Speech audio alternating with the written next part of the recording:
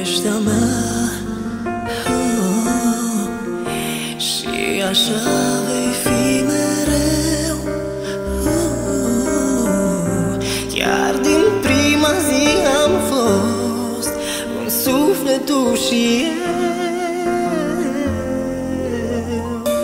Pentru tine aș face orice, ți-aș da viața mea de vrei. Când privesc în ochii tăi, mă regăsesc în ei.